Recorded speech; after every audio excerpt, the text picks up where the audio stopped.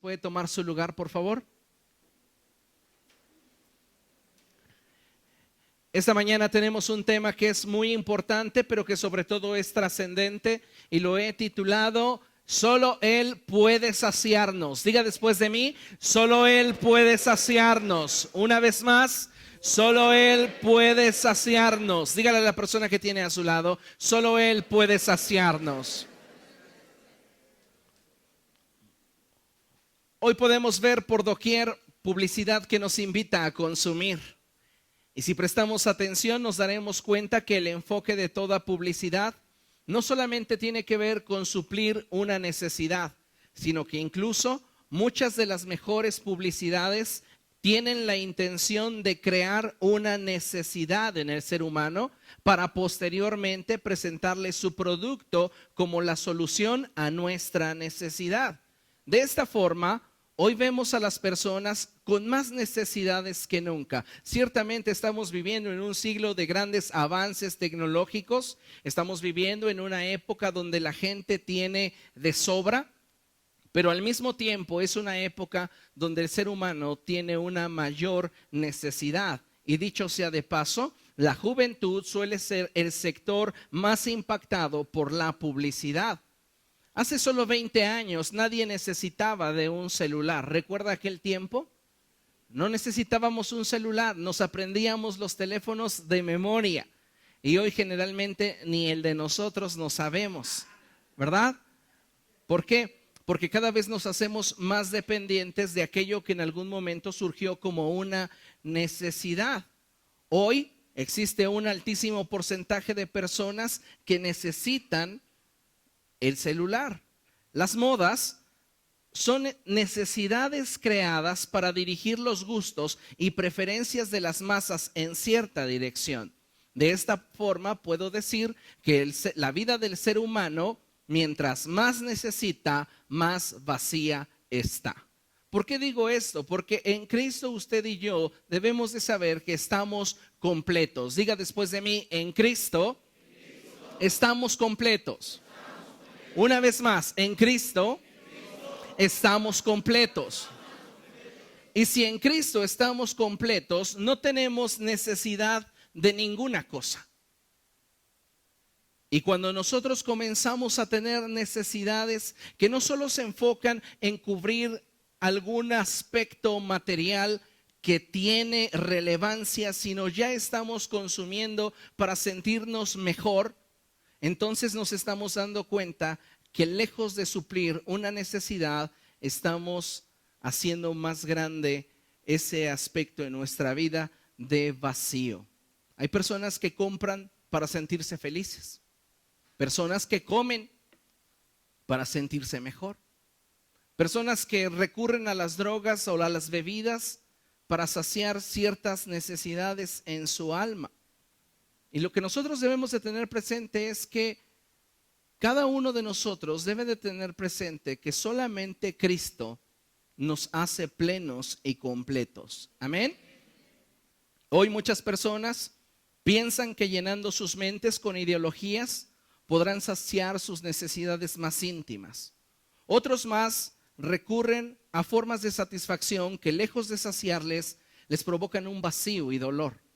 Hay personas que se refugian en la religión y otros tantos que emplean diferentes aspectos de la vida para intentar saciar su necesidad.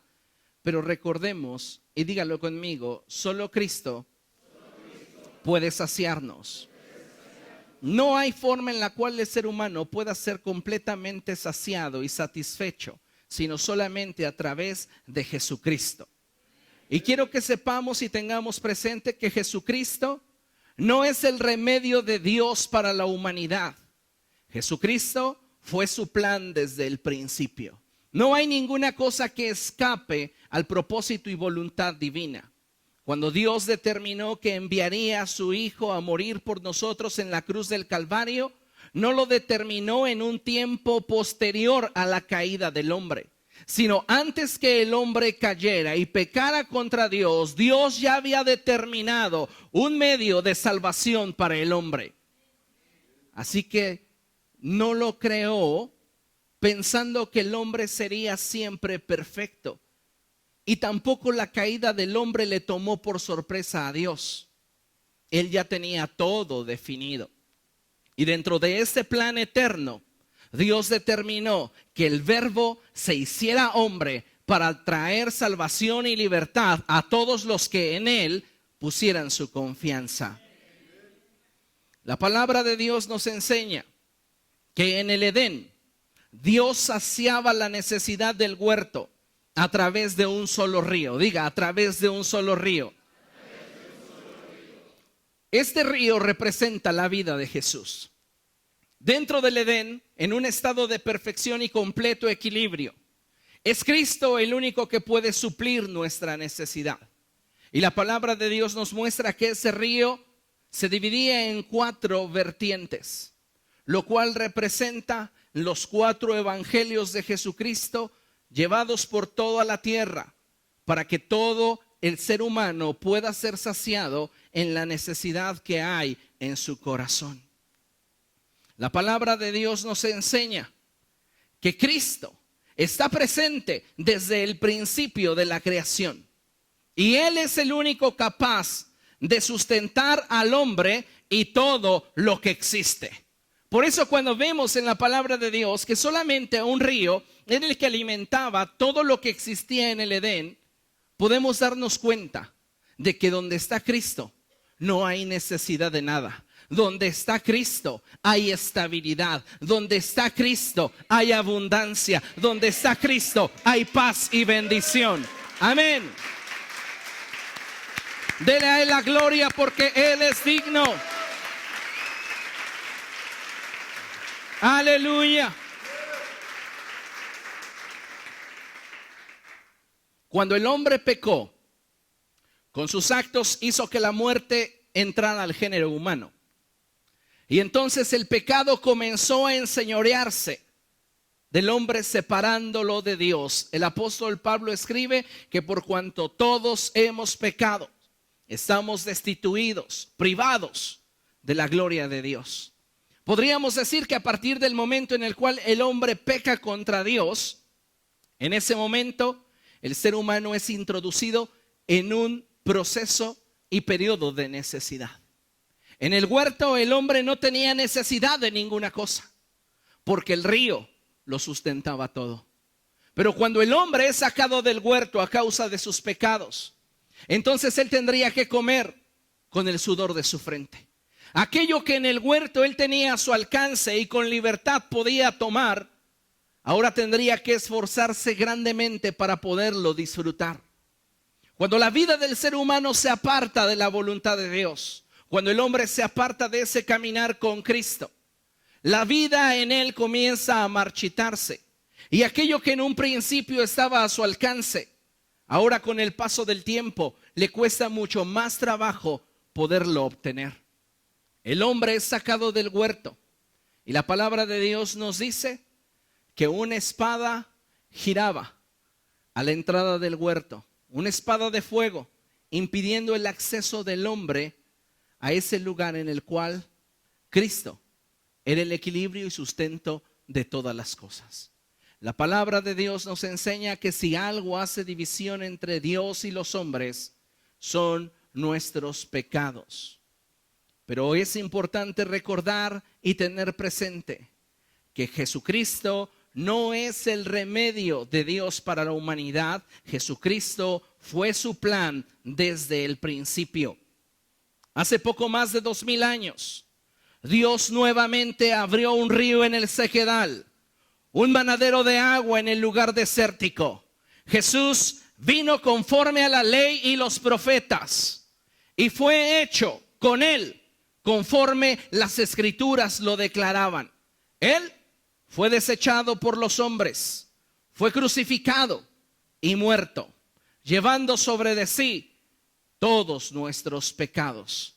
Conforme a la escritura, fue sepultado en un sepulcro labrado en la peña. Diga conmigo, Jesús estaba en un sepulcro labrado en la peña. Quédese con esta verdad en su mente y en su corazón. Para muchos, el que Jesús estuviera sepultado en un sepulcro labrado en la peña, labrado en la roca. Era el final de la historia de un hombre.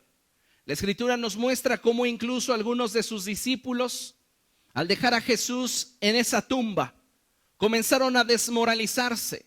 Y muchos de ellos comenzaron a tomar diferentes caminos. Pero algo que debemos de tener presente es que el que Jesús entrara a esa tumba no marcaba el final de su historia, sino que conforme a las Escrituras era necesario que Él estuviera allí por 3 días para que al tercer día Él resucitara de entre los muertos. Amén. Y la resurrección de Jesucristo es la más clara evidencia de la veracidad de nuestra fe. La resurrección de Jesucristo es la más clara evidencia de la veracidad de nuestra fe. Si Jesucristo no hubiera resucitado, vana sería nuestra fe. Seríamos los más dignos de conmiseración de todos los hombres. Pero conforme a las Escrituras, Él llevó sobre de sí tu pecado y mi pecado.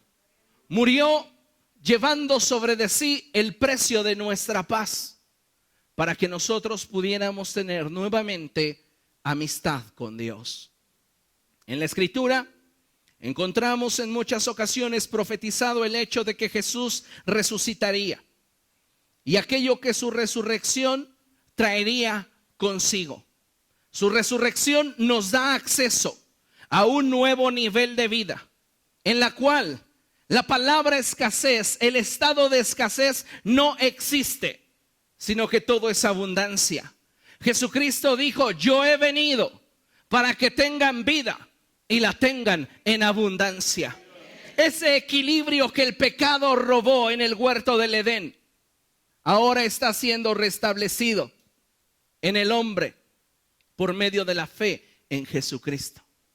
Cuando usted y yo depositamos nuestra confianza en Él, ese río comienza a fluir nuevamente en nosotros y comenzamos a sentirnos saciados y satisfechos en todo nuestro interior. El Edén es nuevamente colocado en nuestro corazón y podemos sentir la vida de Cristo fluyendo en nosotros. Por esto es que Jesús dijo cosas como estas: que todo aquel que en Él creyera, de su interior brotarían ríos de agua de vida. Cuando la vida de Cristo está en nosotros, no tenemos necesidad de ninguna cosa, porque Él nos sacia. La palabra de Dios nos revela el proceso a través del cual Cristo habría de experimentar y habría de atravesar para proveernos a usted y a mí eterna salvación y saciar nuestros corazones completamente. Vamos por favor a la Escritura y le pido que abra su Biblia en Números, capítulo 20. Mientras que usted llega ahí, déjeme decirle que no existe ninguna criatura, fuerza o algo en la creación que pueda deshacer los propósitos que Dios tiene que Dios en su sola potestad determinó desde antes de la creación. Vamos a leerlo juntos, por favor. No existe ninguna criatura, fuerza o algo en la creación que pueda deshacer los propósitos que Dios en su sola potestad determinó desde antes de la creación. En el contexto del pasaje que vamos a leer, encontramos al pueblo de Israel en el desierto. ¿Y cuántas veces usted se ha sentido en zona árida? ¿Cuántas veces se ha sentido en un desierto donde nada en su derredor tiene sentido? Donde en torno a usted no hay señales de vida ni de un futuro mejor. El pueblo de Israel, dice la palabra de Dios en el verso 1, que llegó al desierto de Sin. Y ellos fueron allí donde Miriam murió y fue sepultada.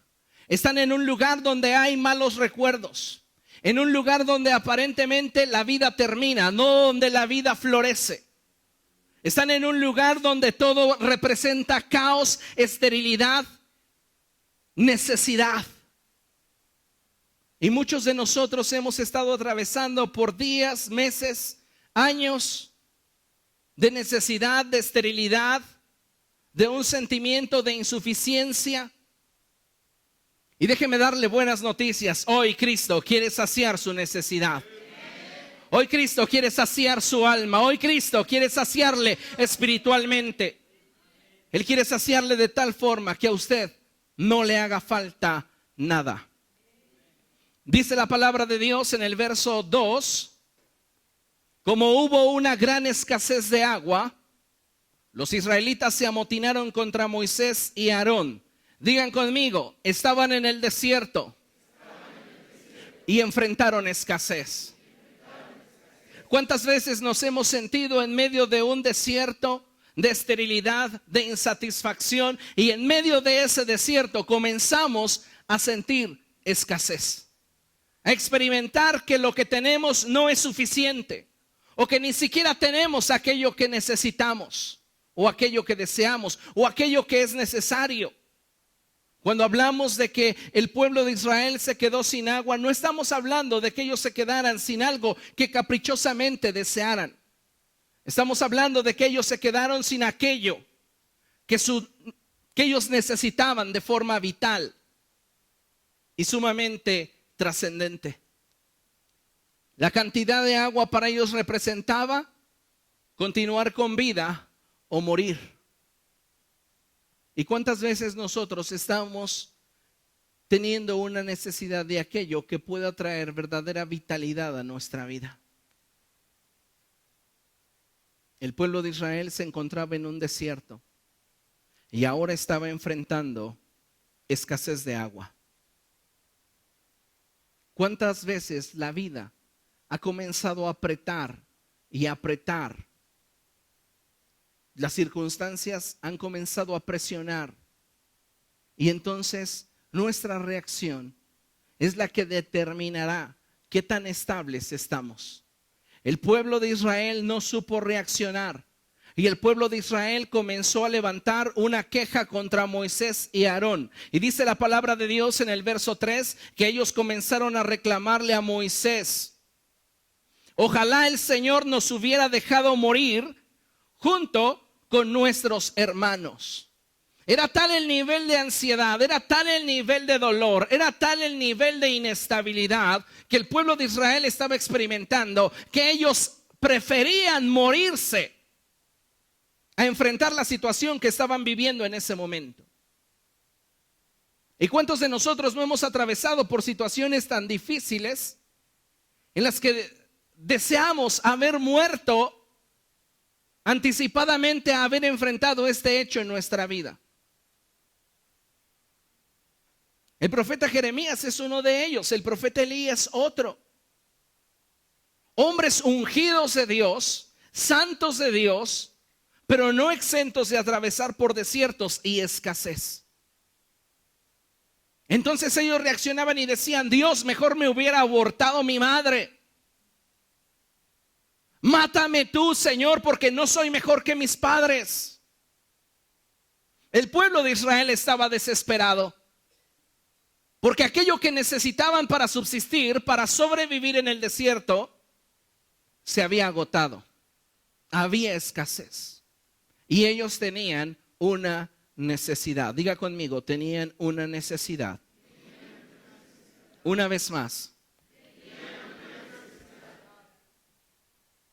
Dice el verso 6, Moisés y Aarón se apartaron de la asamblea y fueron a la entrada de la tienda de reunión, donde se postraron rostro en tierra.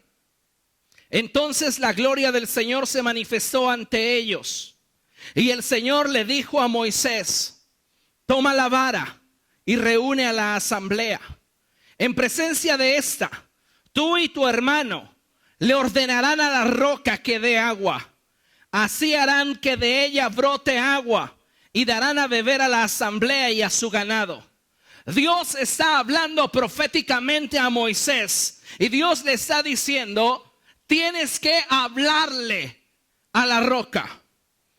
En Éxodo capítulo 17, Dios está enfrentando una situación semejante con el pueblo de Israel. Y Dios le dice a Moisés: aséstale un golpe a la roca y de ella va a brotar agua. Pero ahora, en este pasaje en Números, encontramos a Dios diciéndole: háblale a la roca y de ella va a brotar agua. Era necesario que en Éxodo Moisés golpeara a la roca, porque Moisés representa a la ley. Y la ley vendría con todo su juicio sobre Cristo, quien es la roca. Pero ahora en Números, después de haberse ejecutado el juicio divino sobre aquel que llevó sobre de sí nuestras culpas y nuestros pecados, era necesario solo mostrar que la voz de Dios tiene poder para cambiar toda circunstancia en nuestra vida. Entonces vemos a Moisés recibir de parte de Dios la instrucción. Pero Moisés ya estaba cansado. Diga conmigo: Moisés ya estaba cansado. Y las quejas recurrentes del pueblo ya lo habían hecho de alguna manera llegar al límite. Entonces la palabra de Dios nos dice en el verso 9 que tal como el Señor se lo había ordenado a Moisés, Moisés tomó la vara que estaba ante el Señor. Luego Moisés y Aarón reunieron a la asamblea frente a la roca y Moisés dijo: escuchen, rebeldes. Moisés está molesto. Digan conmigo: Moisés está molesto. Y dile al de al lado: muy molesto. Dice la palabra de Dios por medio del apóstol Santiago en el capítulo 1, verso 20 de la epístola que lleva su nombre, que en la ira del hombre no se manifiesta la vida justa que Dios quiere. Moisés estaba actuando por impulso. Moisés ya estaba no simplemente viendo lo que Dios quería hacer, cómo Dios lo quería hacer, sino simplemente Moisés quería ya cerrarles la boca y quitárselos de encima por un momento. Entonces la palabra de Dios dice que Moisés se acerca a ellos y les dice: escuchen, rebeldes, ¿acaso tenemos que sacarles agua de esta roca? Dicho esto, levantó la mano y 2 veces golpeó la roca con la vara. Diga conmigo: levantó la mano y 2 veces golpeó la vara, la roca con la vara.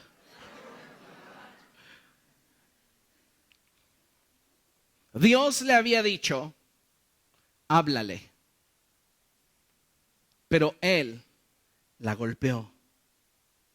Y dice la palabra de Dios: y de ella, de la roca, brotó agua en abundancia, de la cual bebieron la asamblea y su ganado. La asamblea y su ganado tenían necesidad, una necesidad que no podía ser saciado con nada, salvo con agua. Y Dios les dio aquello que podía saciarles. Pero de forma profética estamos viendo esa imagen en la cual Cristo es esa roca y Cristo es esa vida abundante que puede saciar nuestra necesidad. Es importante hacer notar que estos 2 golpes que Moisés le asesta a la roca tienen un particular significado con lo que Cristo vivió después de haber experimentado todo ese vía crucis rumbo al Calvario.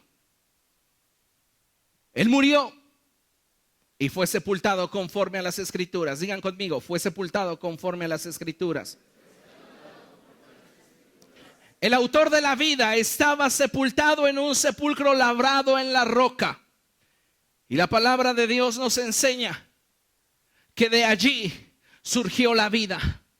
Cuando Moisés le da los 2 golpes a la roca, Moisés es reprendido posteriormente por Dios, porque el juicio divino sobre el Hijo de Dios ya había sido dictado en Éxodo. Pero ahora en Deuteronomio estamos viendo algo que es provocado por el hombre, no dirigido por Dios. En este sentido podemos decir que los 2 golpes que Moisés le da a esa roca demuestran, número 1, la sentencia de los hombres sobre Cristo. La palabra de Dios nos dice que Él a los suyos vino, mas los suyos no le recibieron. El juicio del hombre en contra del Hijo de Dios es el primer golpe. Y el segundo golpe representa la fuerza opositora de las tinieblas. La palabra de Dios nos enseña que después de que Jesucristo fue sepultado, rodaron una gran piedra sobre la puerta de la tumba. Y al siguiente día, muchos líderes religiosos fueron a ver a Herodes para decirle, a Pilatos, para decirle que Jesús había dicho que iba a resucitar y que era necesario que él montara una guardia para que no fuera a ser el caso que sus discípulos vinieran por la noche y se llevaran el cuerpo. Entonces ordenó Pilatos un decreto, un edicto, que la tumba fuera sellada y que se pusiera una guardia en torno a ella. Esos dos golpes que Moisés está dando representan dos intentos por evitar que las cosas se hagan como Dios lo dijo. La palabra de Dios es clara al mostrarnos que no importa lo que el hombre pueda determinar, dictar o declarar, lo que Dios diga es lo que finalmente se hará. Cuando Dios resucitó a Jesús, lo resucitó al sonido de su voz. Y quiero que tenga este cuadro. Ha llegado el tercer día después de la muerte de Jesucristo. Él está sepultado en un sepulcro labrado en la roca. Lo que Dios quería hacer era decirle a Moisés: tú vas a hacer una figura mía, en la cual al hablarle a la roca, de ella brotará agua para saciar la necesidad del hombre. Lo que está diciendo la Escritura es que cuando la voz de Dios se dejara escuchar, no habría poder ni humano ni espiritual que pudiera retener a Cristo en esa tumba. Y entonces el río comenzaría a fluir y saldría de la peña para librarnos de nuestra necesidad. Y así fue como sucedió. Llegó el tercer día y se escuchó la voz de Dios tronante en los cielos: Jesús, hijo mío, levántate.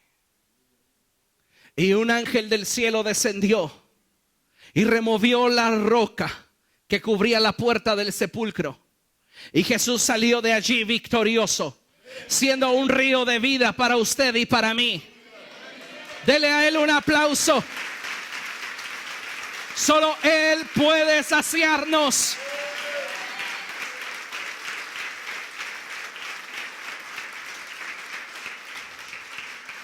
Esa agua que brotó de la roca con Moisés era Cristo. Porque la palabra de Dios nos dice que Jesús se encontró con una mujer llamada la Samaritana.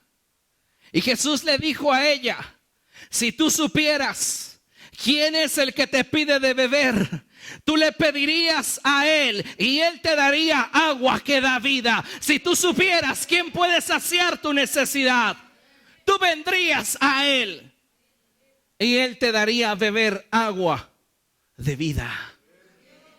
Vemos este cuadro tan hermoso en el cual podemos ver a Dios cubriendo todos los aspectos de necesidad en el ser humano y darnos cuenta que nada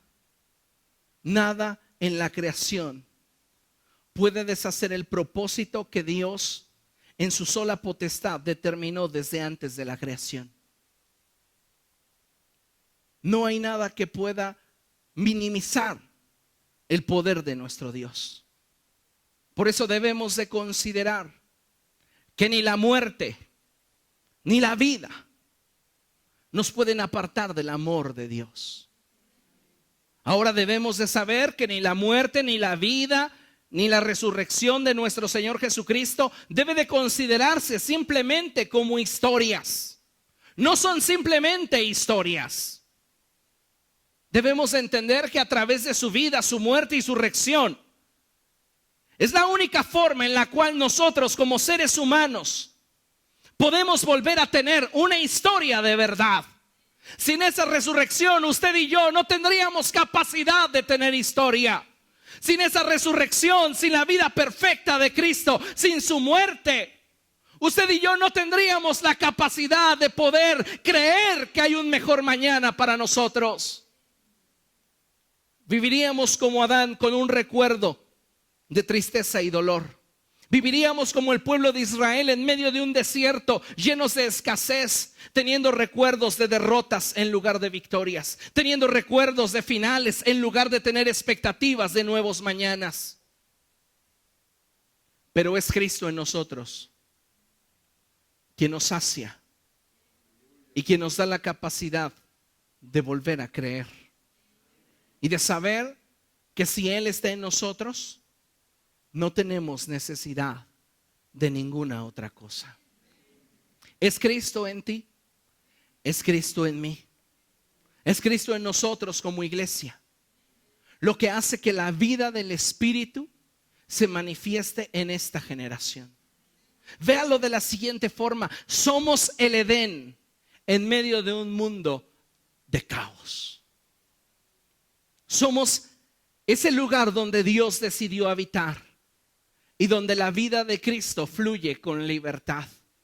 Somos nosotros esas cartas abiertas, leídas por todos, ese evangelio viviente, a través del cual nuestra generación puede conocer y reconocer, saber y estar convencidos de que Jesús no es simplemente un hombre en la historia de la humanidad. Jesucristo es el Hijo de Dios, quien trae a nuestra vida equilibrio, abundancia y vida.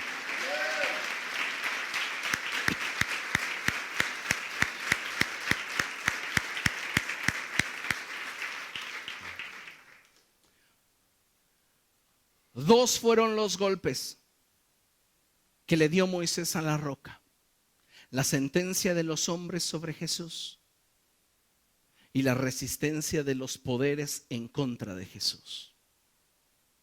Pero ni el hombre ni las potestades pudieron evitar que agua fluyera, que la vida saliera del sepulcro, del lugar donde es imposible obtener la saciedad de nuestra alma. De allí Dios sacó la vida que usted y yo necesitamos para vivir. ¿Quién pensaría que del lugar de los muertos saldría vida? Pero Él hace nuevas todas las cosas y abre un río en el sequedal y un manadero de agua en el desierto, solo porque a Él le ha placido. Nuestro Dios es incomparable. Por eso es importante que consideremos que una sola palabra de Dios puede más que 1,000,000 de sentencias y decretos humanos. Una sola palabra de Dios puede más que un edicto, que un sello sobre una tumba. Una sola palabra de Dios puede más que una guardia de soldados en torno a un sepulcro. Una palabra que decía: levántate. Vamos a ver lo que dice la palabra de Dios ahí en Mateo capítulo 27, para que tengamos claramente este paralelo con las Escrituras. Y vamos a leer a partir del verso 57 en adelante.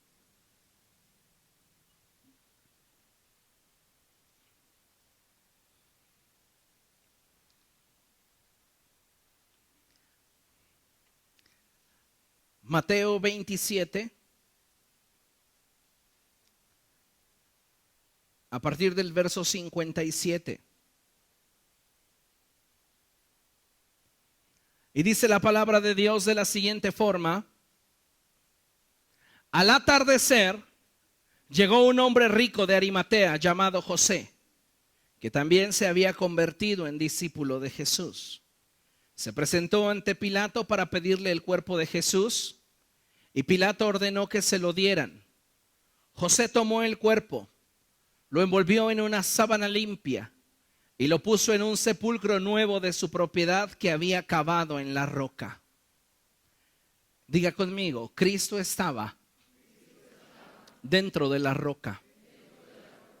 Cuando en Éxodo vemos a Dios diciéndole a Moisés, aséstale un golpe a la roca para que de ella brote agua, Dios está cumpliendo proféticamente lo que muchos años después le declararía al profeta Isaías, que él fue azotado por nuestros pecados. Y cuando Moisés le asesta ese golpe a la roca, de ella brota agua para saciar la necesidad de un pueblo sin esperanza. Cuando Dios le dice a Moisés, quiero que le hables a la roca, Dios quiere que lo represente ante el pueblo.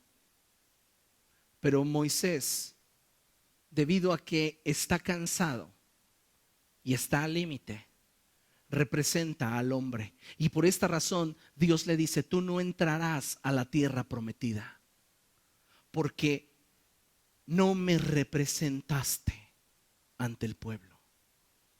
Puede continuar leyendo el pasaje que leíamos en Números. Ahí se va a dar cuenta de lo que le digo. Entonces dice la palabra del Señor en el verso 59 que José tomó el cuerpo y lo envolvió en una sábana limpia y lo puso en un sepulcro nuevo de su propiedad que había cavado en la roca. Luego hizo rodar una piedra grande a la entrada del sepulcro y se fue. Allí estaban sentadas frente al sepulcro María Magdalena y la otra María. Al día siguiente, después del día de la preparación, los jefes de los sacerdotes y los fariseos se presentaron ante Pilato. Señor, le dijeron, nosotros recordamos que mientras ese engañador aún vivía, dijo, a los 3 días resucitaré. Por eso ordene usted que se selle el sepulcro hasta el 3er día. No sea que vengan sus discípulos, se roben el cuerpo y le digan al pueblo que ha resucitado. Este último engaño sería peor que el primero. Entonces Pilato les ordenó, llévense una guardia de soldados y vayan a asegurar el sepulcro lo mejor que puedan. Así que ellos fueron, cerraron el sepulcro con una piedra y lo sellaron y dejaron puesta la guardia. Digan conmigo, había un sello y había una guardia. Todo aquel que se atreviera a romper el sello de Roma sobre esa tumba se oponía al gobierno de Roma. El gobierno de Roma representa los intereses del infierno, los intereses de Satanás por mantener al Hijo de Dios muerto, como un trofeo, como una victoria. Pero la palabra de Dios nos enseña que era imposible que la muerte lo retuviera. Por ese motivo es que cuando la voz de Dios se escucha en ese sepulcro, Jesús se levanta victorioso para darnos vida y saciar nuestro corazón. Dice la palabra de Dios en el capítulo 28, verso 1, después del sábado, al amanecer del primer día de la mañana, María Magdalena y la otra María fueron a ver al sepulcro. Sucedió que hubo un terremoto violento, porque un ángel del Señor bajó del cielo y acercándose al sepulcro quitó la piedra y se sentó sobre ella. El ángel estaba sentado sobre el edicto de los gobiernos y potestades de este mundo. El ángel estaba decretando en esta figura que lo que Dios dicta está por encima de lo que el hombre o el diablo pueden decretar. Cuando nosotros vemos esta figura del ángel encima de esa roca, podemos ver solamente el hecho de que éste, como testigo divino, presenció el poder de Dios cumpliendo su palabra y cumpliendo las escrituras en el verbo de vida hecho hombre. No fue el ángel a levantar a Cristo. No fue el ángel a quitar las vendas de Jesús. El poder de Dios resucitó a Jesucristo y el ángel, como un testigo, celestial observaba el triunfo del Hijo de Dios. Dice la palabra de Dios en el verso 3 que el aspecto de este ángel era como el de un relámpago y su ropa era blanca como la nieve. Los guardias tuvieron tanto miedo de él que se pusieron a temblar y quedaron como muertos. La palabra de Dios nos enseña que los misterios del evangelio son revelados a través de la iglesia. Cosas que ojo no vio, ni oído oyó, ni subieron en la imaginación de los hombres. Son las cosas que Dios tenía preparadas en Cristo para todos aquellos que le amamos. Si Satanás hubiera sabido que crucificar al Hijo de Dios era parte del plan de Dios, jamás lo hubiera hecho. Pero las escrituras para él estaban veladas.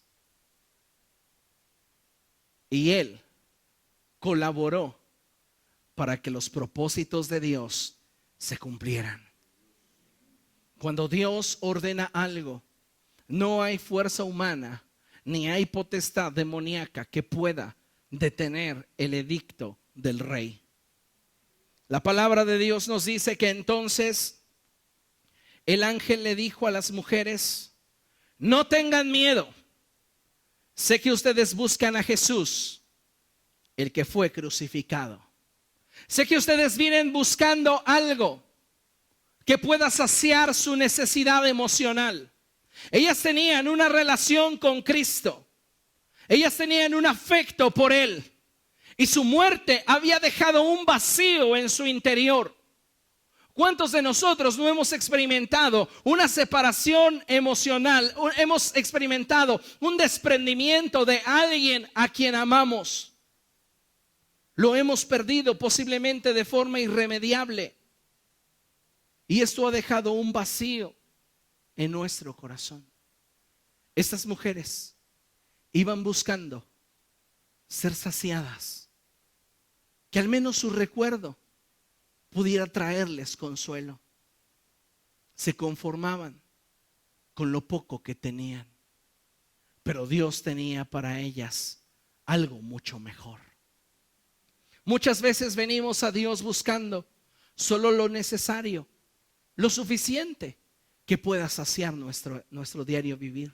Pero Él dice: no tengo para ti solo algo que pueda cubrir tu necesidad. Tengo para ti abundancia, tengo para ti vida, tengo para ti un río.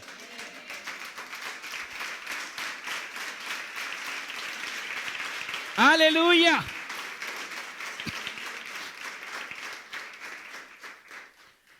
Y dice la palabra de Dios que cuando ellas llegaron al sepulcro, el ángel les dijo: no tengan miedo, sé que ustedes buscan a Jesús, el que fue crucificado.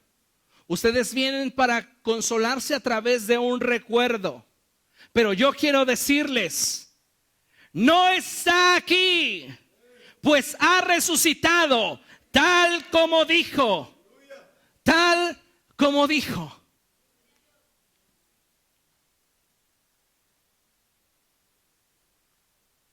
La palabra de Dios nos enseña que cuando los discípulos entraron al sepulcro, ellos vieron un ángel a la cabecera y otro ángel a los pies de donde el cuerpo de Jesús fue colocado. Ya no había una espada de fuego dando vueltas, impidiendo el acceso al río de vida, al árbol de la vida. Ahora eran dos ángeles dando testimonio que el Hijo de Dios había cumplido con nuestra necesidad espiritual y nos invitaban a entrar por el velo que fue rasgado, el velo de su carne. Oh, maravilloso evangelio. Aleluya. Él resucitó conforme lo dijo, porque el río no se puede parar. El río debe de seguir fluyendo. Y de esto hay 4 testimonios: Mateo, Marcos, Lucas y Juan. Los 4 ríos en los que se dividió. Ese río que en el Edén lo sustentaba todo. Ese río que en Edén lo llenaba y suplía todo. Y dice la palabra de Dios: luego, vayan pronto a decirle a sus discípulos: Él se ha levantado de entre los muertos y va delante de ustedes a Galilea. Digan conmigo: Él va delante de mí. Él va delante de mí. Él va delante de mí. Cuando entendemos esto como iglesia, podemos entonces comprender por qué Él es el primogénito de la resurrección. Porque Él va delante de nosotros. Porque la palabra de Dios nos enseña que así como Dios resucitó a Jesucristo de entre los muertos, también nos levantará a nosotros con ese mismo poder. Esperamos una resurrección. Esperamos de Dios su bendición. Esperamos de Dios la vida. Amén.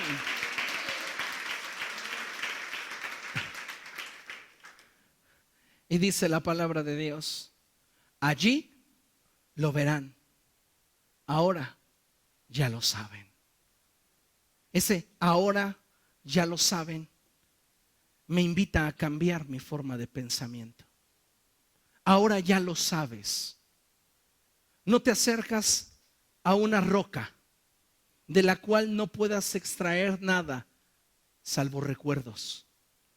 Te acercas a una roca de la cual brota agua y fluye vida para saciar tu necesidad. Es Cristo en nosotros la esperanza de gloria.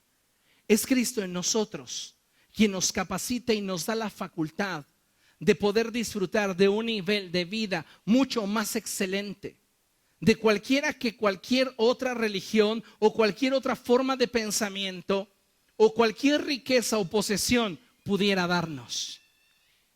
Solo Cristo puede traer a nosotros nuevamente el equilibrio de la vida del Espíritu. Solamente Cristo puede traer a nosotros la saciedad que nada en la vida pudiera darnos. Solo Cristo puede saciar nuestro corazón. Piense por un momento, ¿dónde se encuentra ahora? ¿En un Edén donde el río está fluyendo? ¿O estamos en un desierto donde abunda la queja, donde abunda la insatisfacción, donde abunda la escasez y la necesidad? ¿O estamos donde el río todo lo suple? Esa samaritana le dijo a Jesús: dame siempre de esa agua. ¿No debería de ser hoy nuestra expresión? Señor, dame siempre de esa agua, para que yo no venga a esos pozos donde obtengo algo temporal, superficial y pasajero. Dame de aquello que permanece. Dame de aquello que es para siempre. Dame de aquello que necesito. Dame de eso, Señor. Cuando tú vienes a Él con una verdadera hambre, con una verdadera necesidad, yo puedo asegurarte que Él jamás te echará fuera. Él jamás te va a rechazar. Él jamás traerá a memoria tus errores, tus faltas. Él es para ti perdón, Él es para ti misericordia. Ese es un buen día para hablarle a la roca, hacer a un lado nuestros impulsos, nuestras frustraciones y decirle a Dios: dame de beber de esa agua que brota para vida eterna. Dame de beber. Dame de beber y sáciame. Sáciame, Espíritu Santo. Póngase de pie un momento y vamos a dar gracias. Porque desde antes de la fundación del mundo, usted ya estaba en la mente de Dios. Aún antes de que el hombre fuera creado, ya en la mente omnisciente de Dios había un plan. Un plan que ninguna mente fue capaz de comprender. Un plan que solamente aquellos que hemos confiado y que hemos creído en Él podemos disfrutar. Así que dele gracias a Dios. Levante sus manos al cielo y dele gracias a Dios por la vida de Cristo, por la vida de aquel que tiene potestad para cambiar tu desierto en un manadero de agua. Aquel que tiene poder para abrir un camino donde no lo hay. Aquel que tiene poder y autoridad para provocar vida donde no la hay. Dígale a Él con todo su corazón: Jesús, dame de beber de esa agua que eres tú. Yo quiero beber de esa agua, Señor. Yo quiero ser saciado de tu agua. Espíritu Santo, tú conoces nuestro corazón. Y tú sabes, Señor, lo que hay en nuestro interior. Nos conoces a la perfección. Y hoy tu iglesia te dice: tengo hambre de ti. Tengo sed de ti. Espíritu Santo, revélate a mi vida. Revélate a mi vida.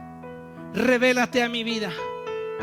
Oh Espíritu del Señor, ven. Ven sobre mi vida. Ven sobre de mí. Oh Espíritu de Jesús, ven, ven, ven a nosotros. Ven y sácianos, Señor. Ven y tócanos. Ven y transfórmanos. Que las aguas que brotan de ti nos sacien en todo sentido. Hablamos a la roca de nuestra salvación, diciéndole: dame de beber. Dame de beber de esa agua. Dame de beber de esa agua. Oh Espíritu Santo. Oh Espíritu de Dios. Oh Espíritu de Cristo. Sácianos. Te amamos, Señor, porque eres fiel. Te amamos, Señor, porque eres digno. Te amamos, Señor, porque no hay nadie como tú. Precioso, precioso Jesús. Oh Altísimo, Altísimo. Dile: ven y sáciame. Ven y sáciame, Señor. Nada en esta vida puede saciarme como tú puedes hacerlo. Nada en esta vida puede satisfacer mi corazón como tú puedes hacerlo. Oh Jesús, Jesús, Jesús, sáciame, sáciame, sáciame de ti. Tenemos sed de ti, Espíritu de Dios. Tenemos sed de ti, precioso Padre. Tú eres digno. Tú eres fiel. Eres maravilloso. Aleluya. ¿Puede darle a Dios un mejor aplauso?